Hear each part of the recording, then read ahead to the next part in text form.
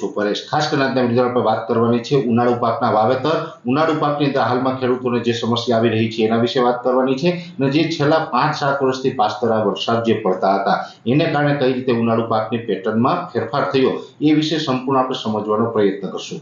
સૌપ્રથમ તો મારે એક અપીલ દરેક ખેડૂત ભાઈને એ કરવાની છે કે અત્યારે જે ઉનાળુ પાક છે એની અંદર એક મોટી સમસ્યા ચાલી રહી છે, એ સમસ્યા છે ચૂસિયા જીવાતની। આમ જોવા જઈએ તો તલ હોય, મગ હોય, અડદ હોય કે કોઈ અન્ય પાક હશે એની અંદર અત્યારે મોટાભાગના ખેડૂતોને ચૂસિયા જીવાતની સમસ્યા છે અને આ ચૂસિયા છે એ મોંઘી દવાનો છંટકાવ કરવા છતાં પણ ચૂસિયા જીવાતમાં નિયંત્રણ મળતું નથી। ત્યારે ખેડૂતોએ બે વાત ખાસ ધ્યાનમાં રાખવાની છે। પહેલી વાત તો એ કે આમ તો લગભગ બધા ખેડૂત ભાઈઓને ખ્યાલ જ હોય છે કે અત્યારે ઉનાળાનો સમય છે, ટેમ્પરેચર ખૂબ ઊંચું છે, 38 થી 40 ડિગ્રી જેવું તાપમાન હોય ને આપણે દિવસના સમયે દવાનો છંટકાવ કરીએ ત્યારે દવાની અંદર પરિણામ ન મળે, કેમ કે તમે જો દવાનો છંટકાવ કરો, પંપ ખાલી કરીને આવો તડકાને કારણે એ દવા બાષ્પીભવન થઈ જતી હોય છે ને આપણે સારું પરિણામ ન મળતું હોય। એટલે ખાસ તો સાંજના સમયે આપણે એટલે કે સાંજે 5 વાગ્યા પછીથી જો દવાનો છંટકાવ કરવામાં આવે તો પરિણામ સારું મળે। બીજા નંબરની અંદર અત્યારે જે પણ કંઈ ચૂસિયા હોય, દાખલા તરીકે થ્રિપ્સ હોય તમે થ્રિપ્સની દવા છાંટતા હોય, લીલી પોપટી સફેદ માખી હોય તો એની દવા છાંટતા હોય,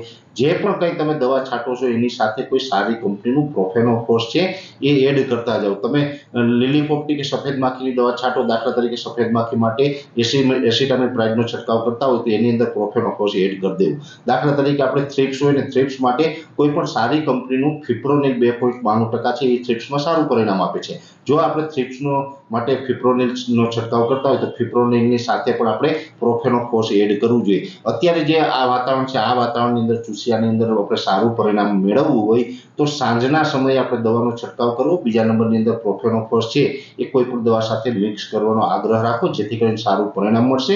અને બાકી તમે જો પ્રાકૃતિક ખેતી કરતા હોય તો અગ્નિ અસ્ત્ર છે, પંચપર્ણી અર્ક છે, આનો છંટકાવ પણ આપણે કરી શકાય ને એ પણ સાંજના ટાઈમે એ છંટકાવ કરવામાં આવે તો સારું રહેશે। હવે બીજી વાત આપણે એ કરવાની છે, આમ તો ઉનાળુ પાકના વાવેતર છેલ્લા 5-7 વર્ષની સરખામણી આ વર્ષે જોવા જઈએ તો ઉનાળુ પાકની અંદર વાવેતરમાં મોટો ઘટાડો આ વર્ષે એટલે કે 2025ના ઉનાળાની અંદર નોંધાયો છે।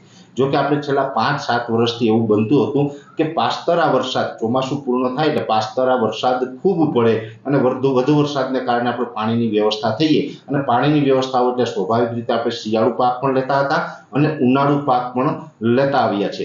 હવે જે આપણે ઉનાળુ પાક દર વર્ષે લેતા હતા આ વર્ષે જોવા જઈએ તો આ વર્ષે પણ પાછતરા વરસાદ સારા હતા, ઘણા વિસ્તારોની અંદર પાણીની વ્યવસ્થા પણ સારી હતી, પણ આ વર્ષે બન્યું છે એવું કે શિયાળુ પાક છે એ લેટ હાર્વેસ્ટિંગ થયું।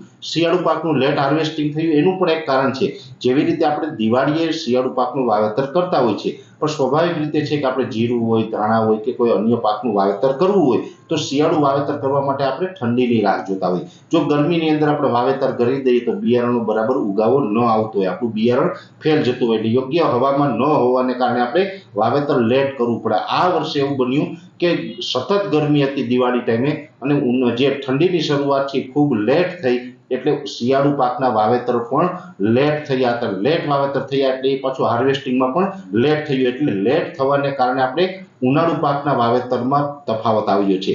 ઘણા ખેડૂત ભાઈઓ એવા છે કે હમણાં 2-5 દિવસ પહેલા એના શિયાળુ પાકનું હાર્વેસ્ટિંગ કર્યું છે। હજુ અનેક ખેડૂત એવા છે કે આજની તારીખે વાત કરો જોઈએ તો આજે 27 માર્ચ 2025 છે, આજની તારીખે પણ ખેડૂત ભાઈઓને હાર્વેસ્ટિંગ ચાલુ છે। એટલે આવા સંજોગોની અંદર આપણે ઉનાળુ પાકનું વાવેતર કરવાનો સમય પસાર થઈ ગયો છે એટલે વાવેતર નથી કરી શક્યા અને જે વાવેતર થયા છે એની અંદર પણ આ વર્ષે મગનું વાવેતર છે એકંદરે દર વર્ષની સરખામણી વધુ થયું છે। એટલે આ વર્ષે જોવા જઈએ તો જે શિયાળુ પાક લેટ નીકળ્યા એટલે સમયના અભાવને કારણે ઉનાળુ પાક લેવા માટે પૂરતો સમય ન મળવાને કારણે ખેડૂતોનું વાવેતરમાં ઘટાડો તો ચોક્કસ થયો છે, પણ ઘટાડો થયો છે આમાં પણ મગનું વાવેતર છે એ રેકોર્ડ બ્રેક થયું છે। રેકોર્ડ બ્રેક એટલા માટે થયું છે કે એમાં પણ જે વાવેતર અત્યારે થયા છે, જે ખેડૂત ભાઈઓને શિયાળુ પાક વહેલો વાવેલો હતો, આગતરો વાવેલો હતો, એને વહેલું હાર્વેસ્ટિંગ થઈ ગયું છે એવા ખેડૂતોએ અત્યારે ઉનાળુ મગફળી કે ઉનાળુ તલનું વાવેતર કરેલું છે, પણ એ ખૂબ ઓછું છે।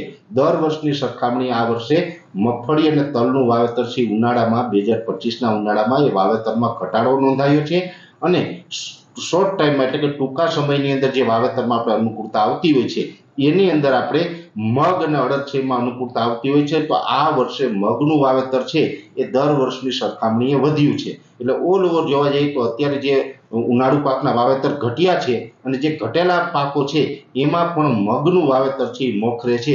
આવો અમારો સર્વેના રિપોર્ટની અંદર એક કાચો અંદાજ આવ્યો છે અને મગની અંદર પણ અત્યારે ચૂસિયા જીવાતનો ઉપદ્રવ છે. આ જે આપણે ઉનાળુ પાકના વાવેતર એની અંદર ઘટાડો અને એની અંદર ખાસ કરી અને જે ચૂસિયા જીવાતની કારણે ખેડૂતો પરેશાન થાય છે, વાવેતરમાં ઘટાડો થયો છે, એને કારણે જે ઉનાળુ જે આપણે ખેડૂતોને ઉત્પાદન આવવું જોઈએ એ ઉત્પાદનમાં પણ ઘટાડો આવશે.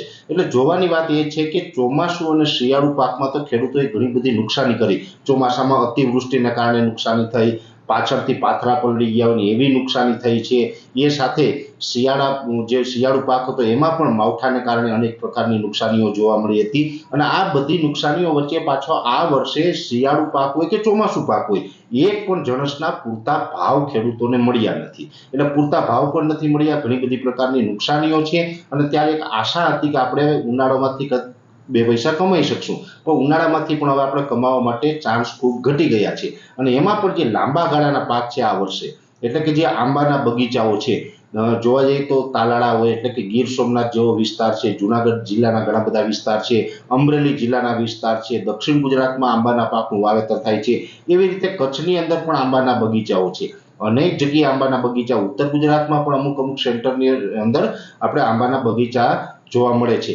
હવે આ આંબાના બગીચા હતા એ ખેડૂત એક એવા હતા કે એમાં એક આશા હતી કે કદાચ બે પૈસા કમાશે. કેમ કે જેવી રીતે જાન્યુઆરી મહિનાની અંદર જે આંબાની અંદર ફ્લાવરિંગ આવ્યું હતું, એનો જે મોર આવ્યો હતો, એ મોર ઉપરથી એવું લાગતું હતું કે આમાં સારું એવું ઉત્પાદન લઈ શકાશે.